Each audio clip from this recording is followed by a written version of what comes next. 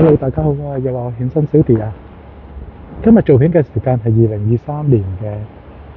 4月18號夜晚6點半鐘啊。呢度大家知唔知係邊度啊？呢度就係鯉魚門食海鮮嗰個地方啦嚇。不過我就喺三街村碼頭行出嚟嗰個位置嚇。咁而家影到對面嗰啲咧就係啲海鮮鋪頭啦嚇，唔同嘅海鮮鋪頭。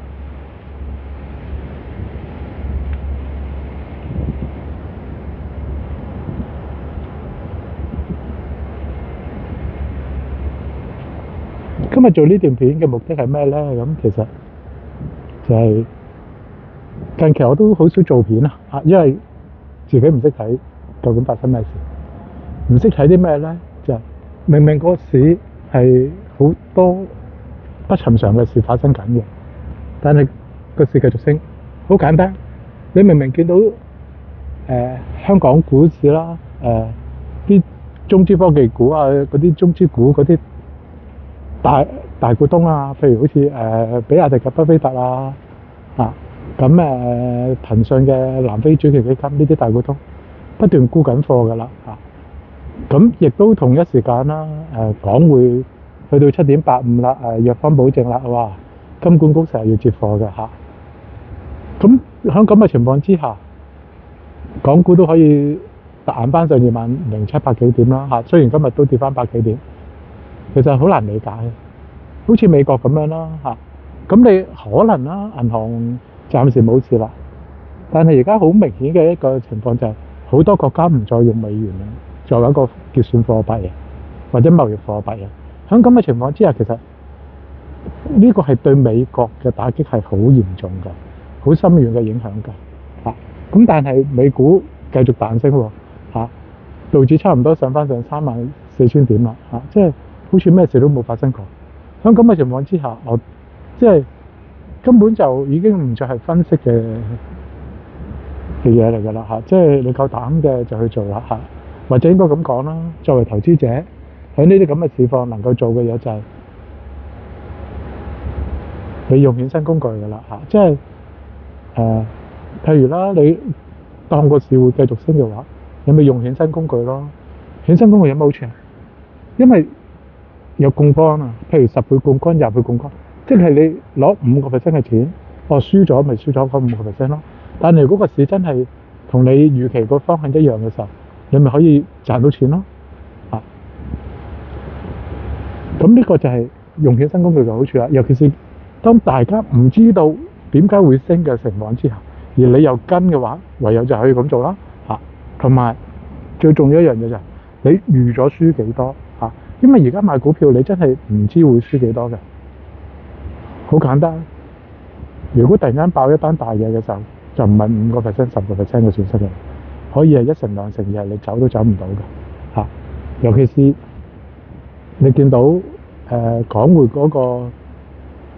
資金流出量好大即係銀行體系結餘嗰度好容易去到零嘅。當然啦，去到零唔代表咩嘅，因為金管局咧其實之前啦大量資金流咗入嚟嘅時候咧，其實佢係發行咗接近1萬億嘅票據啦，去吸收呢一啲流入嚟嘅多餘嘅遊資㗎啦咁所以佢可以慢慢滲翻出嚟嘅但係始終呢個係一個危機，係一個衝擊嚟嘅。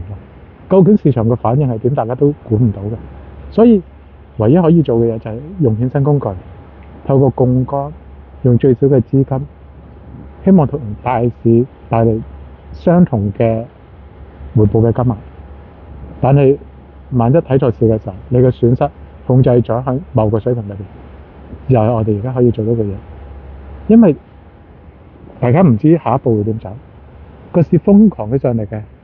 可以升幾多雖然我曾經講過啦，如果根據2007、2008年嘅時候，可能要3月嘅時候啦，美國銀行出事啦，跟住瑞信又出事，咁可能3個月至半年之後，即係可能最大嘅危機係幾時啊？係第三季。咁喺第三季，如果突然間爆煲嘅時候，話就話第三季真係會唔會提早唔知嘅嚇，或者會係咪真係一定就算爆煲之前會炒到幾多咧都唔知嘅。大家仲記唔記得翻啊？即係喺2007年8月嘅時候，哇！貝爾斯登嗰啲基金出事，恒生指數狂插，但係大期1日之後點啊？由唔夠2萬點升到31900幾啊，升咗萬幾點啊！邊個估到喺3個月之內升萬幾點啊？咁所以你話喂，而家個情況會點樣走？真係唔知啊！唯一嘅就係用衍生工具去保障自己啦，尤其是喺一啲好古靈精怪嘅市況之下，更加要識得保障自己啊！而家我哋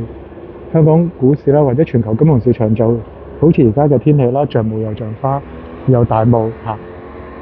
咁唯有就係見步行步啦嚇，即係用衍生工具幫助自己嚇。咁今日講到咁多先啦嚇，咁多謝大家，好，拜拜。